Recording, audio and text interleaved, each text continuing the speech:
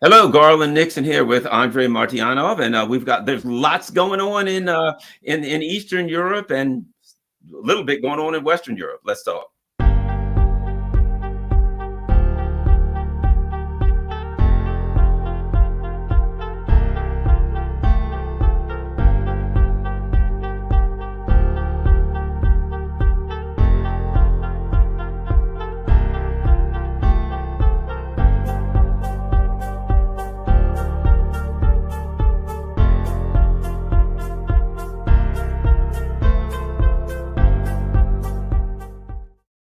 Hello, Garland Nixon here, and with Andrei Martyanov. Make sure you follow Andrei. He's got a great blog. He's got a great YouTube channel. I never miss a show. And what's the names of your blog and your YouTube channel for people to follow you? Well, it's Smoothie X12, all right. So yeah, it's so it's stuck, and now I use it forever. All right, Smoothie X12. Everyone watching this, make sure that you subscribe to his channel and share this on all your social media platforms. All right, let's start here. You know, the big talk is 95 billion. Of course, you know how that is when you look at it. I think they get 10 or 12 billion supposedly.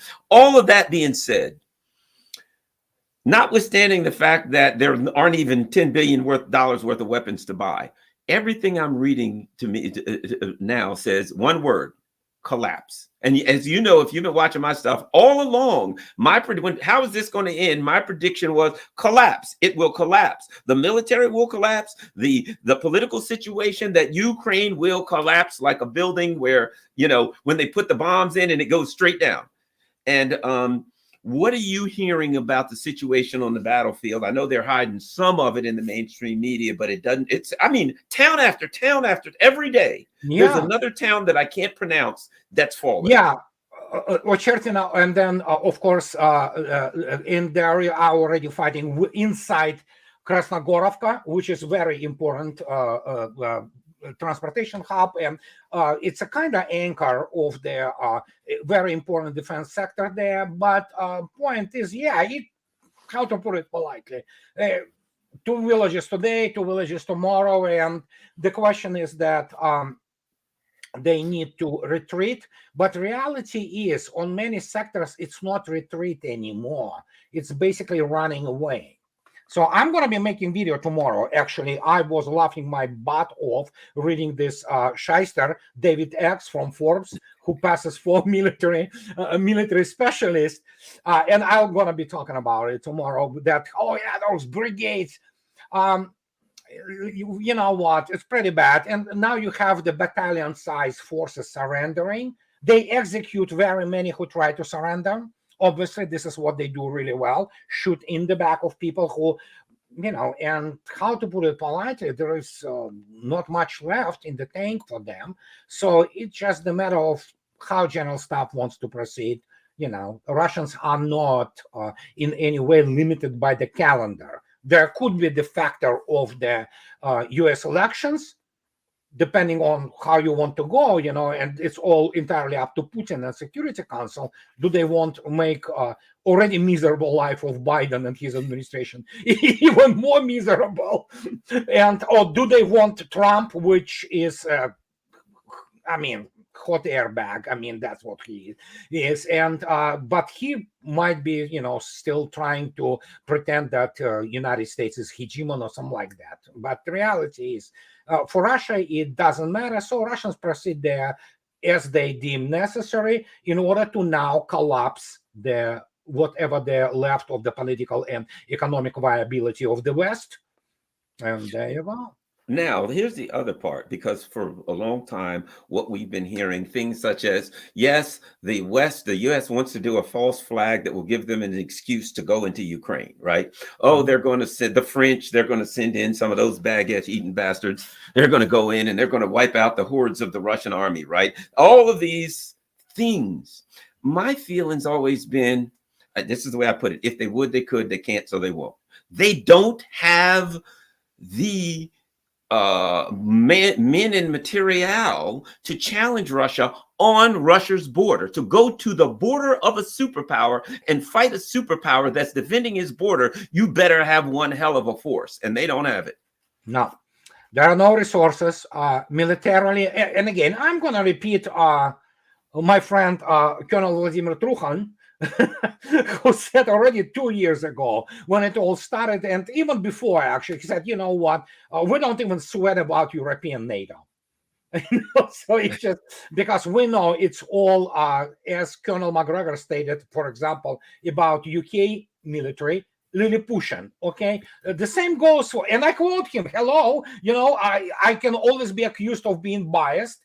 But the point is, I've been on the record for 10 years. I mean, they have nothing to fight it with, and they technologically are not ready. The same goes for the United States. And yeah, it is all PR primarily and internal interests, tied to election campaign and feeding the, whatever, Israel lobby, military industrial complex, all those, sucklings, or, sucking on the, fat teeth of American dollar for now.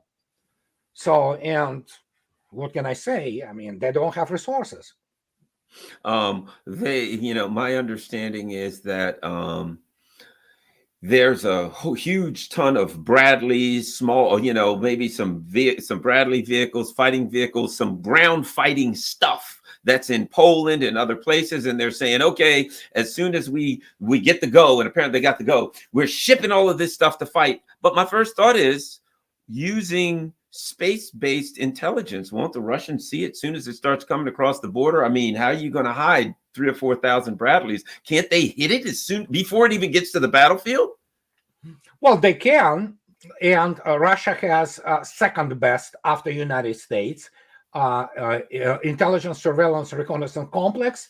And Russians have been launching their satellites like crazy for the last 2 years, especially last year and this year already their launches. And then once Angara A5 becomes regular, gets to serve regularly, so their constellation will expand even more.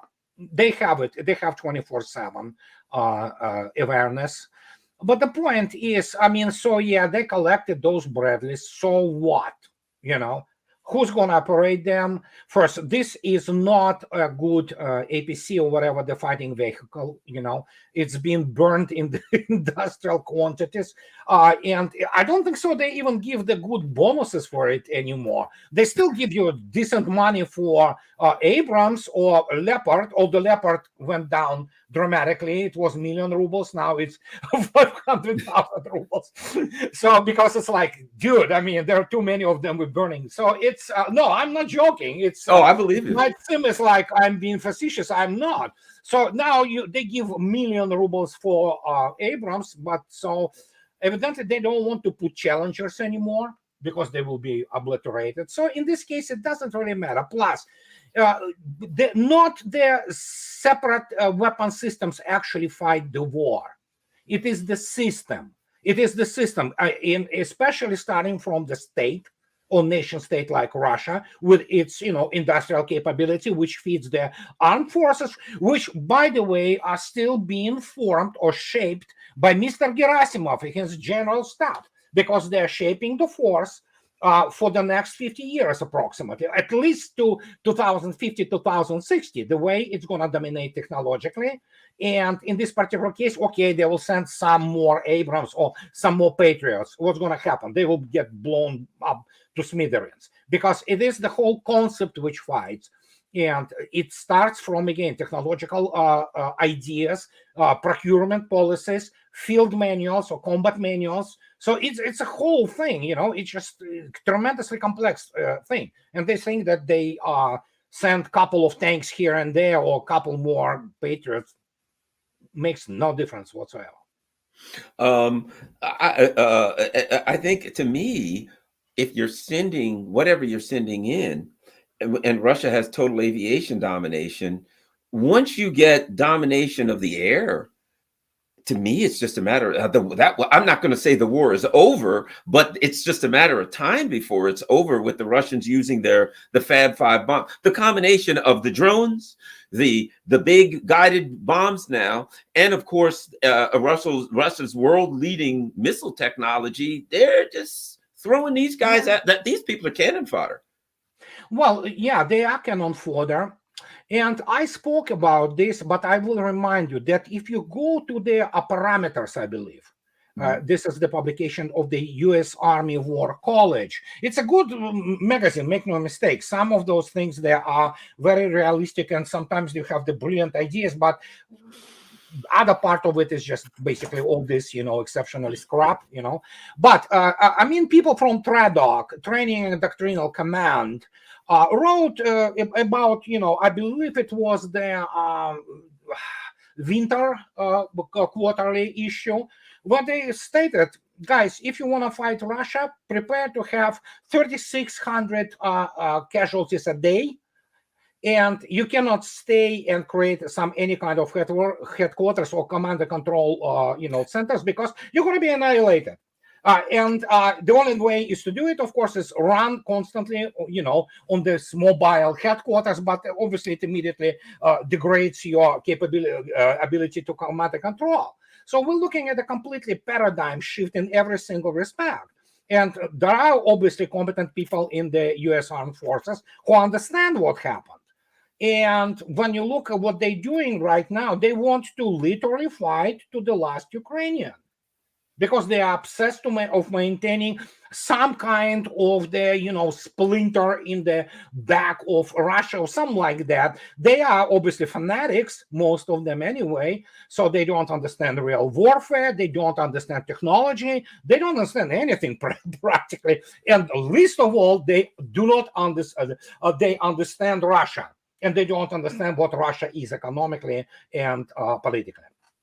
Well, before, and as you know, I've worked at Sputnik now for 7 years. And I do a lot of stuff on RT and what have you. So I know Russia pretty well, but I didn't understand. I listened to you. I didn't understand the power of Russia's economy, because the only context I had was through the lens of the Wall Street stuff, the Wall Street standards. And now when I look at, in order to make something, you got to have the iron ore and all of the metals, and then you have to have steel mills, and you have to have, you know what I mean? The foundation, not just the industry, the foundation of the industry, the full, and then the ability to distribute. Anyway, your thoughts on, to me, Russia's economy is much more powerful than it appears, because it's strong at the foundation. It's industrial economy. And we have to come down, and which is happening right now through empirical evidence, to what incomparable Michael Hudson was talking about. That all these economic indices are pretty much fake. I mean, they are bookkeeping, cooking books. That's what it is. And again, the number which I always say, if you put together production of steel and iron in Russia, it's larger than in the United States. I'm not talking about China, which is order of magnitude larger.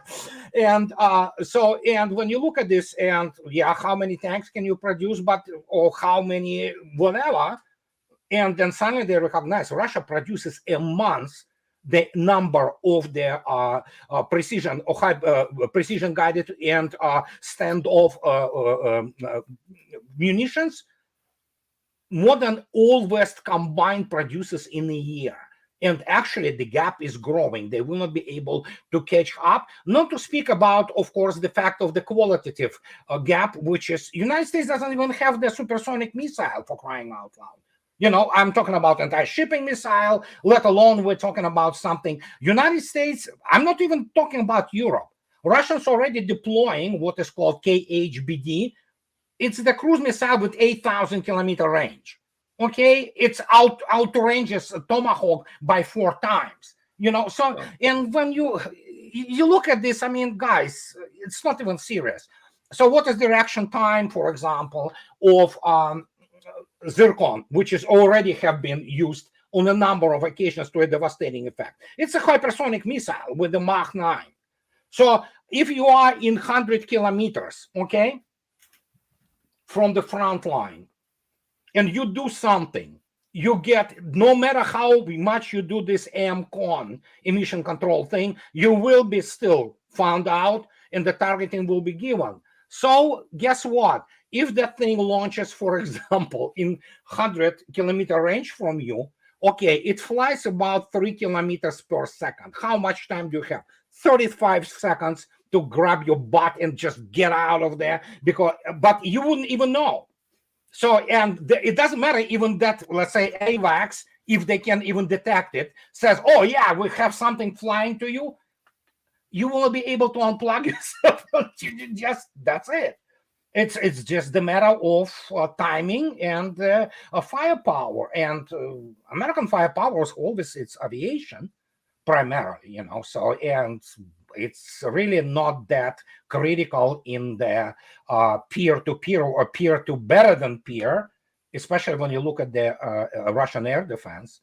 It is just freaking amazing. So it's Yeah. Let me ask you this.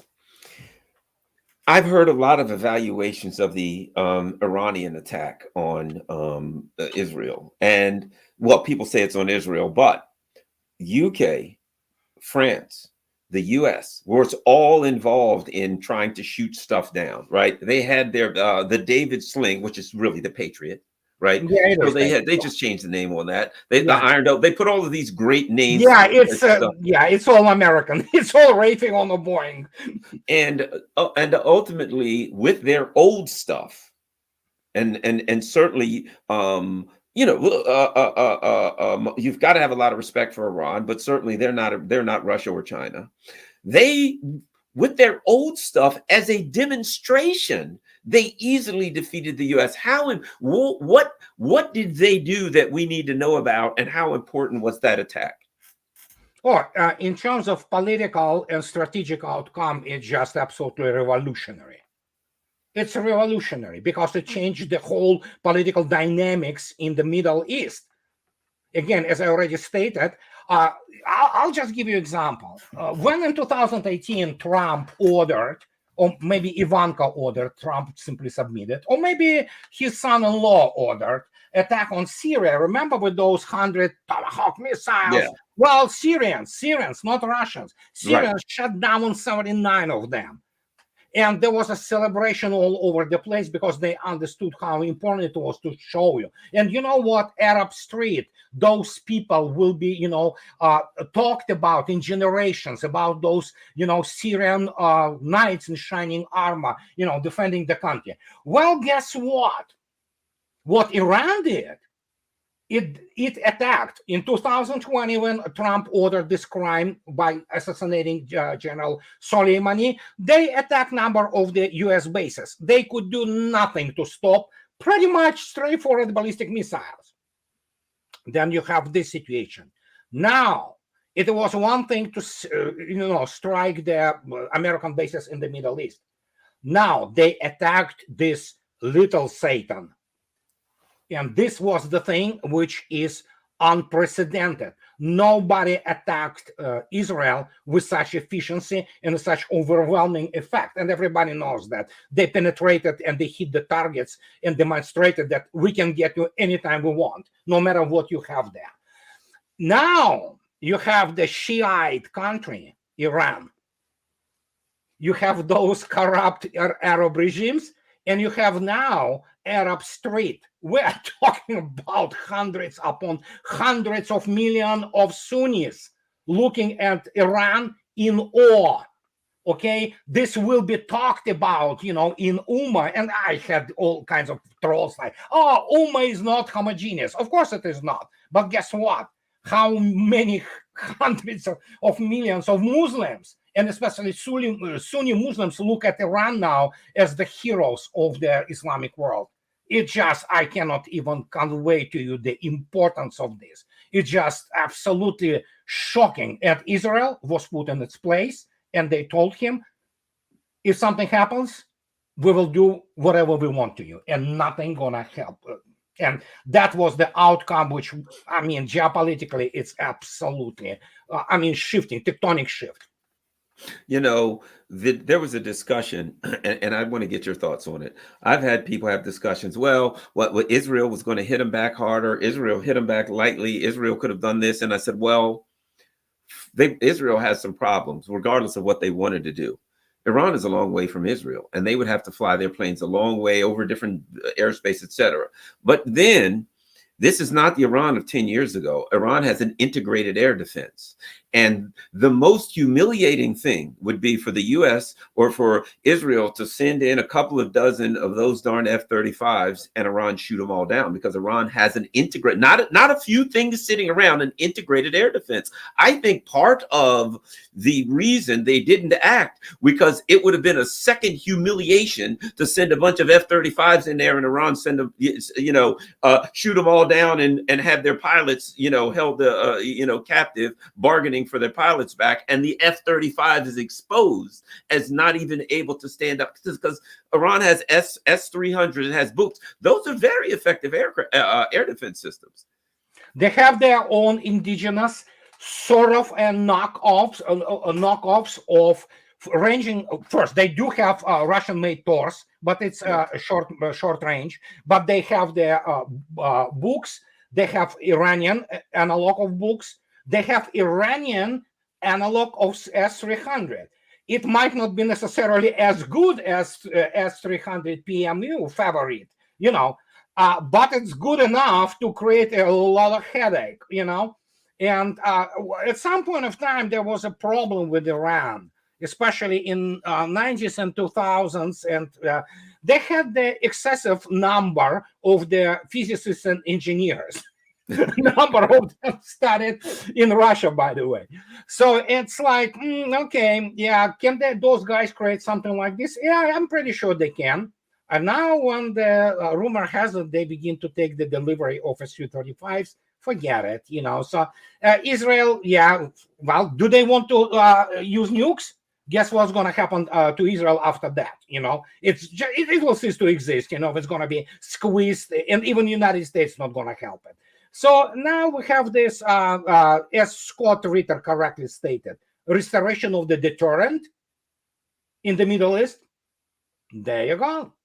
So now I've read this. What I'm reading, two things: that they may be getting S-400, which of course is a major game changer at that point. S-400 is, right now the finest anti-aircraft system in the world, and there's nothing even close. But how do Su-35s, because that's the word now, they're getting Su-35s. How does that change the game if Iran has S-35s? I mean, Su-35s, the Sukhois. Well, these are extremely advanced and network-centric capable fighters. That means you have the, let's say, the 5 or 6 planes in the air simultaneously. They have a very powerful radar. It's a passive PASA, but it's extremely advanced, and they have the most very advanced optronic system. They call it the IRST, infrared search and track, but there are other sensors which we don't even know. But they are capable to create the network, and they constantly exchange between each other. They are very tactically aware. Fact is, they are operationally aware. And of course, if Iran gets the R-37, whose performance in Ukraine just absolutely mind-boggling. That's why they don't want to talk about it. It has the range of up to 400 kilometers. So Israel comes around. They're not going to make it across the border. Yeah, it's just, it's you need really just how to put it politely. It's a shoot and forget hypersonic Mach 6 air-to-air missile. You just need one blip for a second. Then you have the targeting, just shoot and fly away. It will find the target even because of the speed of the missile, which is Mach 6. It's 2 kilometers per second. So, and you don't have many chances to avoid it. And it was used to, devastating effect. Number of the MiG-29s and Su-27s of Ukrainian Air Force have been shot down using R-37. It's like you getting hit, you don't even know where from. So, and Su-35s, they are created such a way they communicate with the AVAX early warning systems, such as A-50. Yeah, so there is a lot of going on there with these planes. So One of the things I wanted to ask you about it seems to me two things going on. Number one, Sergei Lavrov was recently in China and came back and made some statements about Russia and China building some kind of a Eurasian security alliance, I believe. And Russia has been doing a lot of technological work with North Korea. The North Koreans have been in Russia, and I was reported on it today. North Korean officials were in Iran.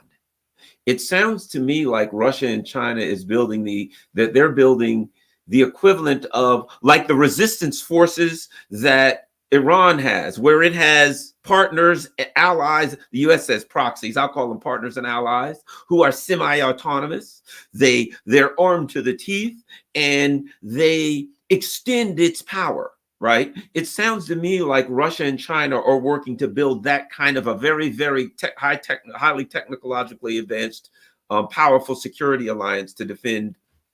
Anyway, your thoughts on that? Eurasian economic realm. It's essentially will become at some point of time the not common market. It's not going to be common market, but it's going to be unified market with a lot of not free. I don't want to draw parallels with the stupid EU, but with the really kind of liberal, in a sense, flow of goods and services and things of this nature. So Russia involvement with Chinese military establishment is nothing new. For example, even Putin, a few years back, he stated, it's not a secret. We are the guys who helping, like for China to establish its early warning system of the missile attack. Russia doesn't do it just out of the, goodness of her heart. But it's also kind of very, how to say it, profitable. It's additional layer for Russia because Russians do not want, if China doesn't have a really sophisticated system of the early warning, overreact and then bang, you have the basically World War III. No. So Russians came in and said, we're going to build you this type of the radar. And of course, then you can rely upon our, constellation, which is called Kupol. It's extending. Then Chinese started to launch their own thing, but it's not global. And they bought S-400s. They bought Su-35s. And Chinese pilots actually asked that all avionics and everything stays in Russian because they prefer evidently communicate in Russian when the commands and things of this nature. This is why. Okay, so they wanted to copy Su-35, but if you don't have engine, your own engine, which are being used there, so that's a problematic issue. So and it will continue. Obviously, Russia will be responsible, still is already responsible for their kind of air defense type things, and that's why Iran will be getting, those Su-35s as they confirmed. Looks like. And then S-400s are in order. And we already know that Turkey has S-400s. So we'll see where that will go. So, and Turkey is a member of NATO. Okay. So we have like a lot of going on. I mean, I never lived through anything like this in my 60 plus years. Okay. So. Well, the United States is in trouble. It's trying to be aggressive and dominate everyone, and there's a price to pay for that. If you swing and miss, you are, as if somebody's in a fight, they're most vulnerable if they swing. If you miss, you're wide open for a counter strike, and that's what they're doing. They're swinging at everybody at the same time. The other thing is, let me ask you about this. I know, people talk about Iran's technology, China, they're high tech. Don't get me wrong, got to respect them, high tech.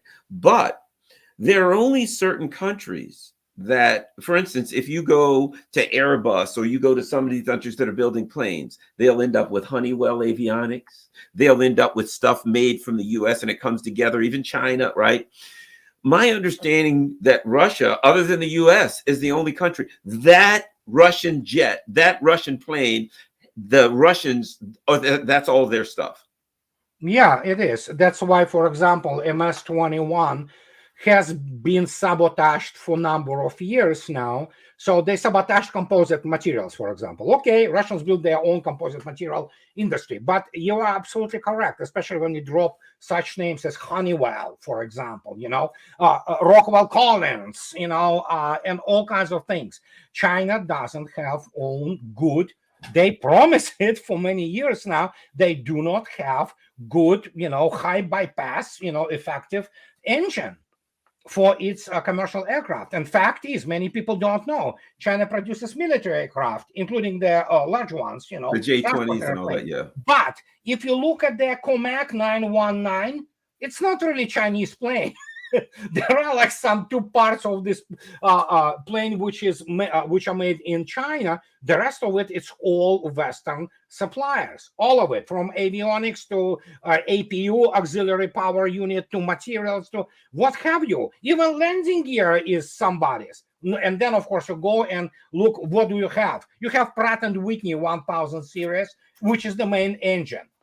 Russians already have PD-8, PD-14, PD-35 is in the process of tested now, and is going to be certified probably in a couple of years.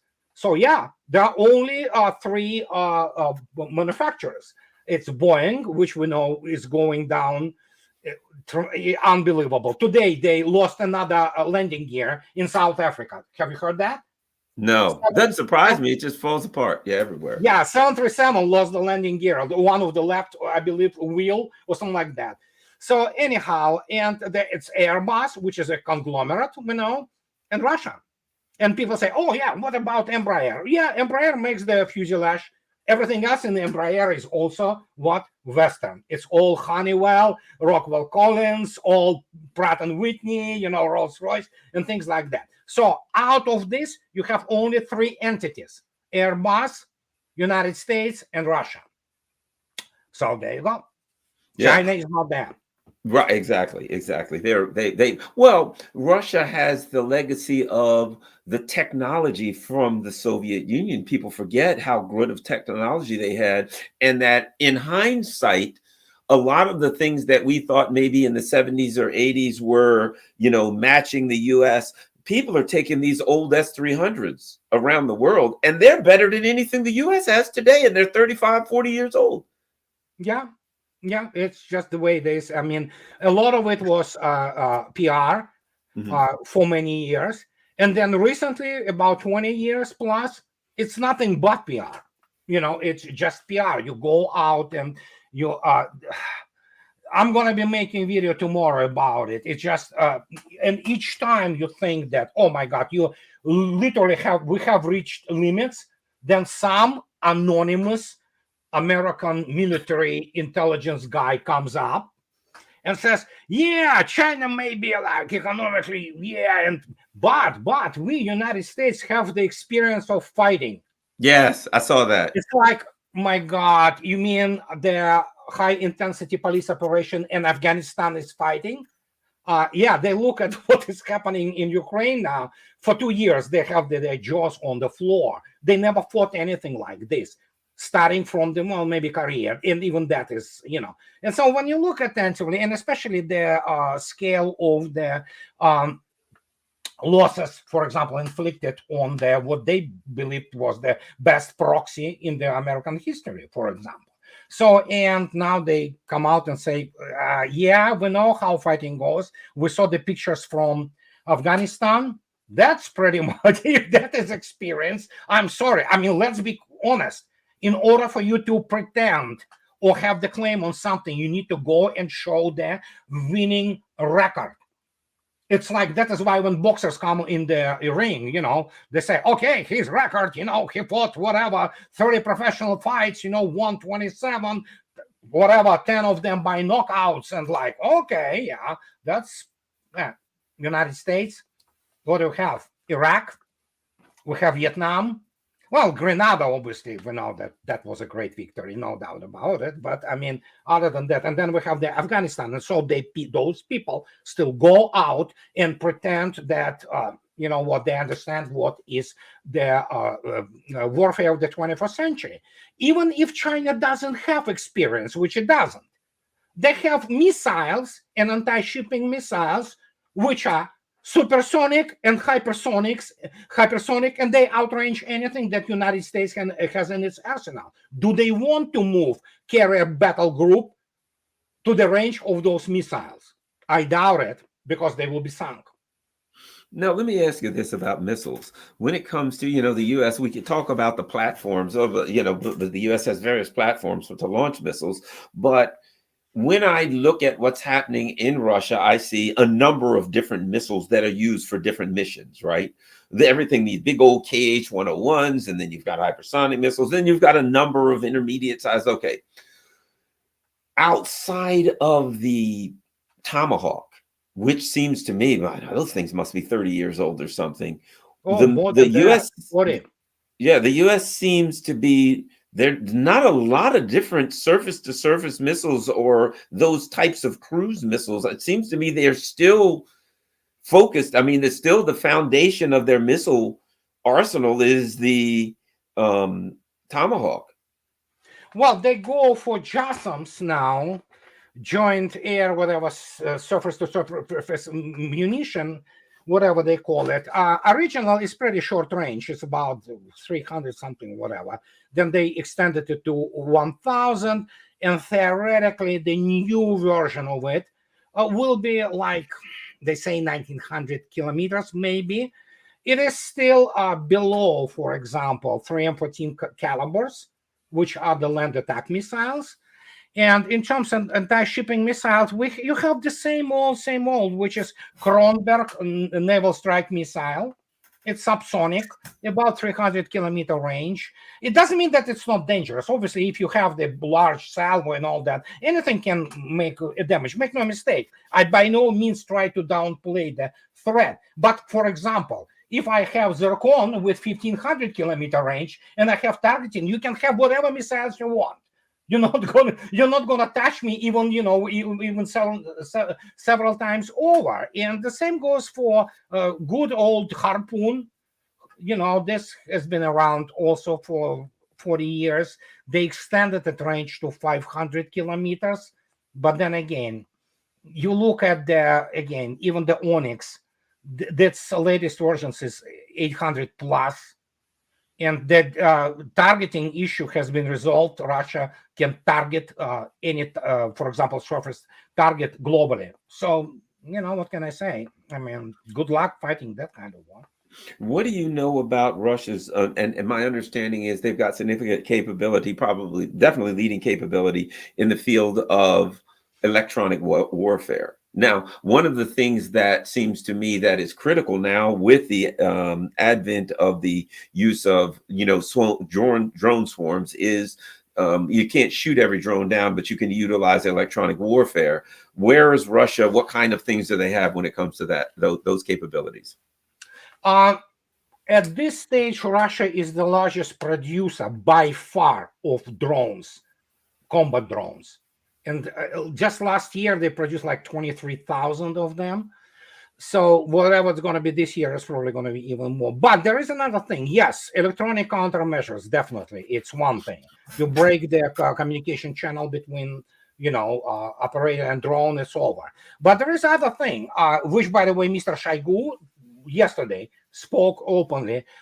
Russia, which is, by the way, another thing which absolutely shocking for Western economies. Russia, for the last few months, doubled the production of the latest versions of the Panzer S1. They have new radar, which is AISA, which is actively electronically scanned array. And they have this new missile, which is called Gvozdь, nail. You can stick 4 of them into one of the tubes, and they are very inexpensive, but they are good to shoot just about anything out there, especially drones. So it's kind of dual, if not triple, approach to the solving problem, which is electronic countermeasure. Measures, of course, panzers and just extension of the air defense. And, of course, the third one, which many people may not understand, there are drone against drone warfare now. There are drones which fight other drones. So there you go. And then it comes down to the quantity and Russia outproduces West, several fold in terms of the combat drones. Now, what about I don't remember if it's S-350. I have read about an aircraft system that is basically an anti-aircraft system that's basically unmanned. Yeah. That's are you familiar with it? Yeah, it's which is called S-350 Vitis, which is its export version will be S-350 Viking. It is the same system pretty much from the shipborne parliamentary dude, which is, of course, deployed on the frigates of Admiral Gorshkov class. And it's going to be also on the coming out right now, fairly soon, after modernization, nuclear cruiser Admiral Nahimov. This is essentially the robot. It's capable to actually intercept even hypersonic missiles. People say it's an amazing machine. So, and what can I say? All those frigates are armed with it, and it has the range of something like up to even slightly more than 150 kilometers, probably more. They never will tell us, So, but it proved itself tremendously. One of the toasts on the front lines in special military operation, and this is not rumor, it is absolutely in the open, everybody knows. Do you know the first toast they do when they actually sit and celebrate something? For PVO, for air defense, because that's how important it all is. Well, it sounds to me with S-350 that is kind of the way of the future, in that if you have a ship and you don't have to have people manned on that particular, you can set your air defense on and you can go about completing your mission knowing that your air defense is there.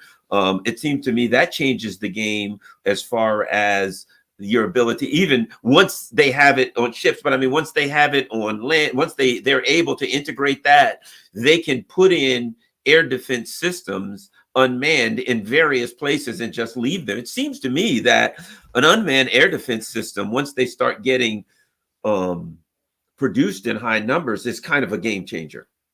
It is, and it is, again, we need to keep in mind that net centricity wasn't just Admiral Sebrowski, for all his, late Admiral Sebrowski, for all his bright mind. I mean, he was for Russia, he was a serious enemy, precisely because he was bright when he was writing about net-centric warfare. But he actually, in many respects, he encapsulated what was happening, for example, with the Soviet air defense for a long time. Russians already had the networking systems, such as the first versions of Polyana, for example, already in the end of 60s.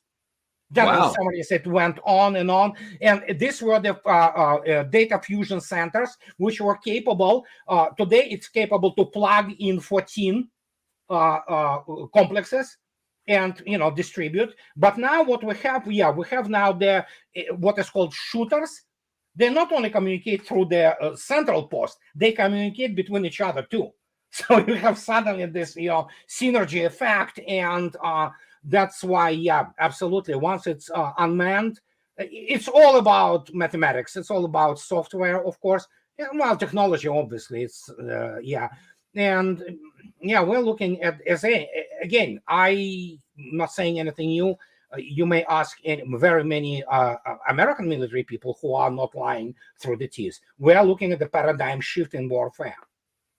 I really felt like that and I'll go back to this, that the Iranian attack really put an exclamation mark in that, because I don't think the U.S. and its allies were prepared for that. And it wasn't, and it was clear. Iran said, we had old drones, we had old missiles, we had old stuff. And the U.S. was not even prepared for that. If in fact that's the case, how can they say, we can attack the U.S. from Poland, from Finland, from whatever. We can defend Taiwan or whatever. You can't defend No. Israel, when your adversary gives you 6 hours, 2 days notice, gives you 6 hours before they find, and you still cannot defend from an Yeah. attack.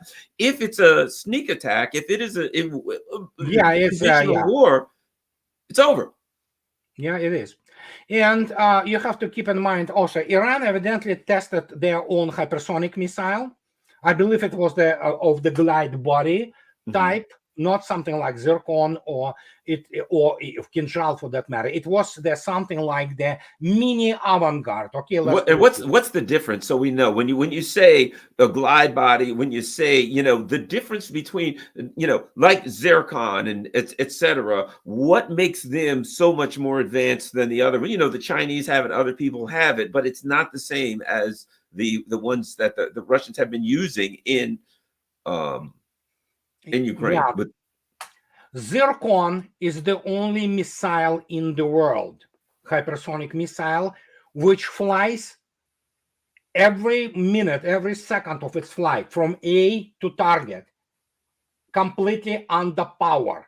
That means it has its engines working. It flies in the on the high altitude and then attacks vertically beneath.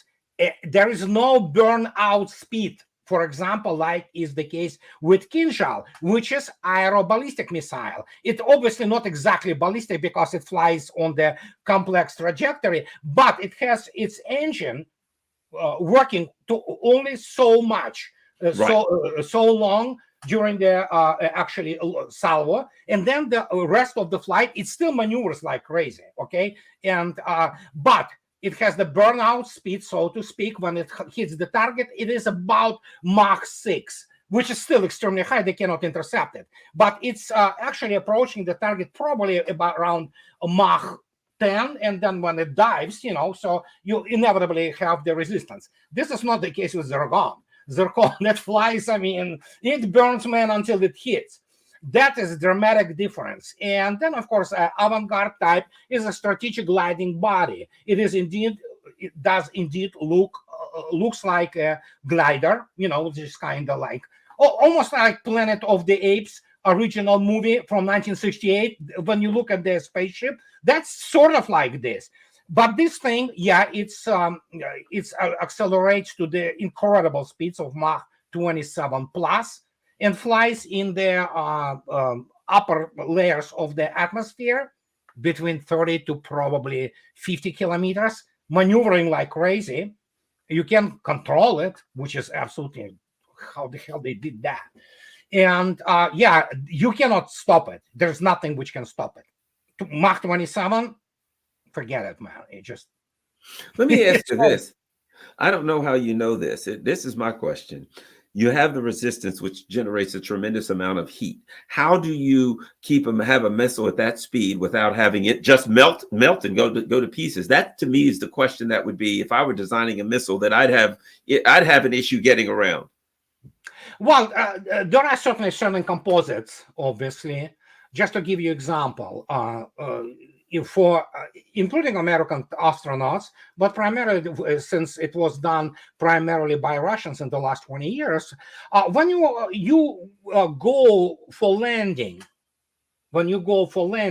there are module, or for example, Soyuz, which actually goes through the incredible friction, and it lasts for quite some time. You see the composite and other ceramic type things, which cover the bottom, and that's how cosmonauts and astronauts are able to return to Earth without being burned.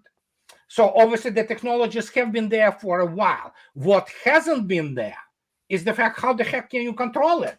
That thing flies and it can detect targets. It can target itself. I mean, it can home on it. That's the thing.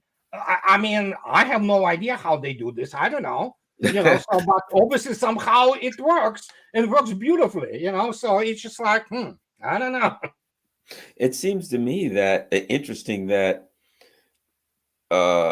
North Korea has hypersonic missiles. China has hypersonic missiles. Iran has hypersonic missiles. The U.S. doesn't have hypersonic missiles. One may be led to believe it's possible that they developed them themselves. It's possible that they had assistance from friends. But I find it interesting that Russia's friends has hypersonic missiles, and the U.S. and their friends don't have them. No, Am they I being don't. too suspicious, or are they, or is it just that the U.S. is behind? US is behind. You can quote me. I'm on record. My fourth book comes out, and it's all about it. United States, NATO lost the arms race, and we're talking about losing arms race. It's not behind in years. In some sectors, it's behind the years, but primarily it's behind by generations or two.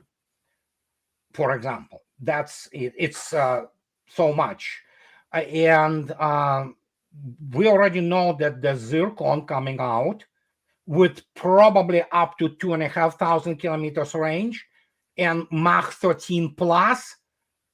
That means, you get your surface fleet out of Norfolk.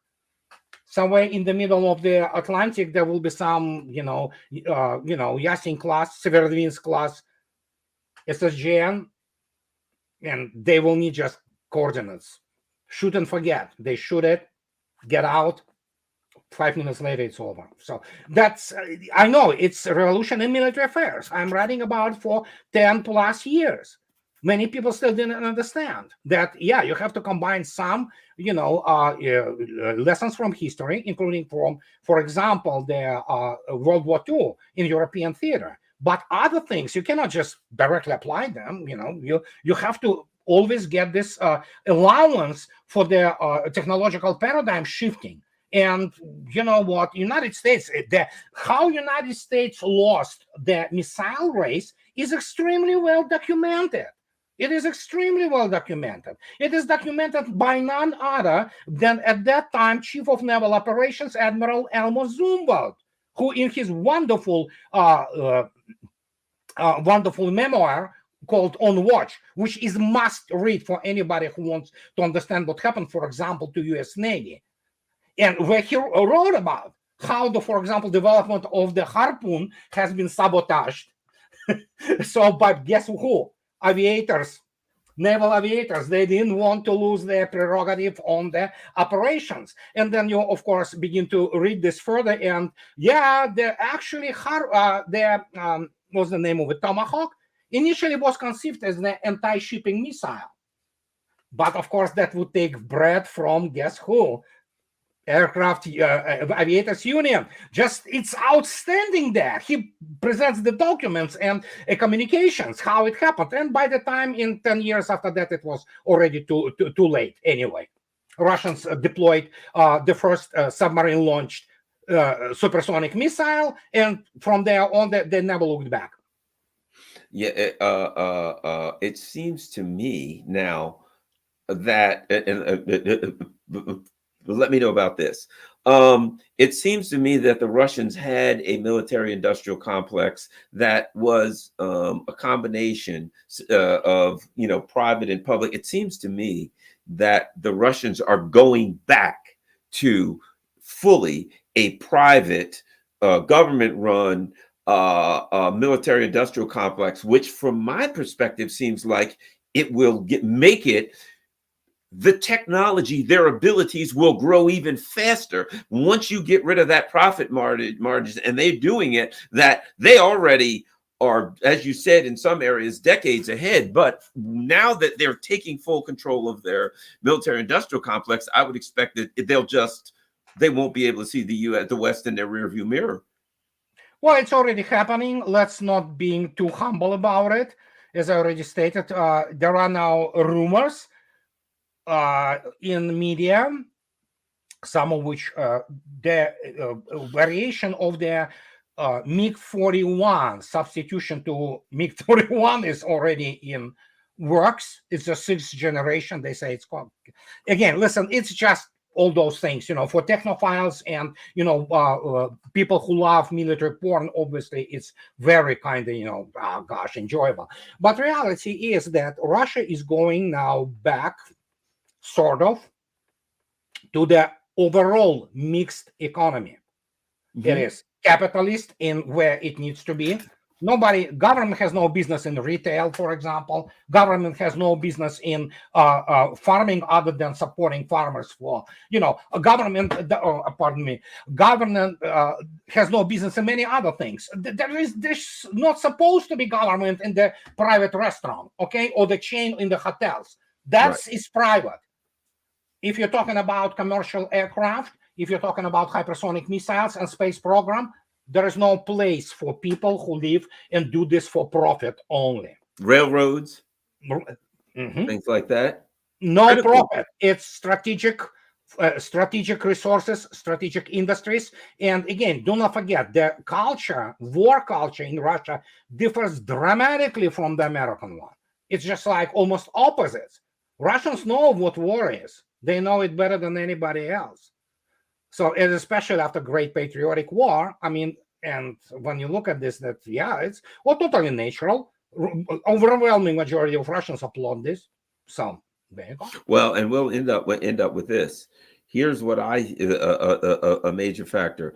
I've talked to a lot of friends in Russia, and people are very patriotic. They're very supporting. President Putin won with 87% of the vote.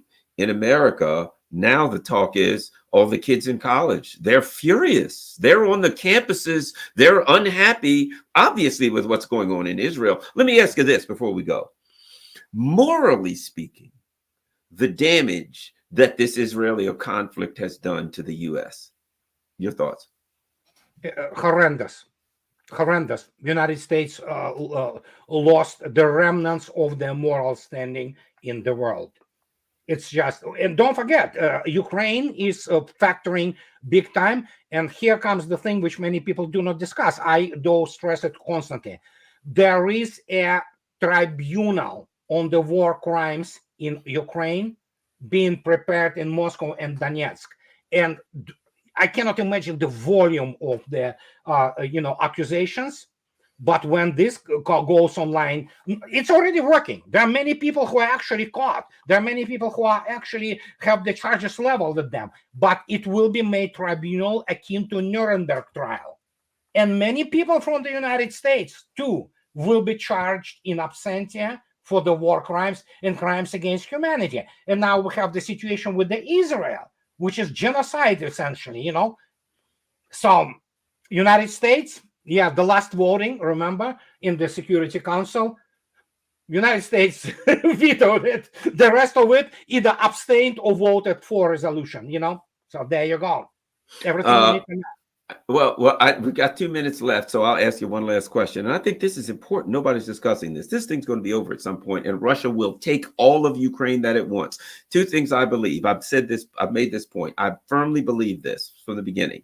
In the same way that Chechnya, there was fighting with Russia, anti-Russia, they are some of the strongest supporters in the Russian Federation. Two things. Number one, the time will come when the Ukrainians will wake up and they will look at the Americans and they'll say, the Russians are not our enemies. You did this to us. And it's starting now. That they will be furious at the West at some point. Number one, and keep in mind that there's more than one Ukraine. Okay. We've got Western Ukraine, the Nazis. Okay. Absolutely. But number two, Russia is picking up a powerful economic engine. Once they get Ukraine rebuilt, reset, the economic power, whether it's growing things or, the industry, Ukraine was a powerful economic engine in the Soviet Union. To bring that back greatly strengthens Russia economically on the world stage. Your thoughts on that? I agree. And we have to keep in mind that actually gigantic industrial complex was located precisely in the four oblasts, which Russia already took, which is, of course, Kherson, which, of course, Donetsk, Lugansk, and, of course, other places which Russia is advancing, and Zaporozhye obviously was incredibly important industrially. So, there will be a lot of restoration. But, for example, some of the industrial plants are back online in Donetsk and Lugansk, for example. And Mariupol, of course, Mariupol, famous metallurgy plant, which was the stage of the fierce battles, it's going to be removed. But there are other industrial, serious industrial metallurgical plant, for example, which exist in Mariupol. And Mariupol is being restored dramatically. So there you go. And then, of course, we're talking about, obviously, the agricultural lands, which are very important. So, yeah, it is. It's not that Russia just added 5 million at this stage, 5 million of population of the new territories. She added a lot of industrial plant, which, as I already stated, part of it has already been online. Yes, and the people there, you've got a lot of people that were educated in the Soviet Union. You've got a lot of people that are educated industrial workers, educated farm workers. So you're bringing people in. They're not just a bunch of poor people walking in that can't help. You're bringing people into the Russian Federation that can contribute to the economy and strengthen it. Russia's growing and getting very powerful. Well, thank you very much. I know you're busy. We're just about out of time. Well, let people know one more time your blog and your YouTube channel. Well, my blog is Reminiscence of the Future. They can look it up, but of course it's SmoothieX12 at blogspot.com, and you will find the rest of it on YouTube. So yeah, I kind of became known a little bit on YouTube. So great. Andrei Martyanov. Yes, Andrei Martyanov, Smoothie X12. You have got to subscribe to his channel. I'm telling you, I never ever miss an episode. I always learn. He gives a lot of technical information. He has a lot of still connections in Russia. So that is of all of the YouTube channels that you subscribe to. You know, Duran is very important, etc. But Smoothie X12, Andrei Martyanov is one that you must be described. Thanks a lot. And thanks a lot, everybody. Don't forget, this is very important. Make sure you share this on all your social media platforms. And again, go to Smoothie X12, go to Andrei Martyanov's channel, share that on all of your social media platforms also. Thank you very much.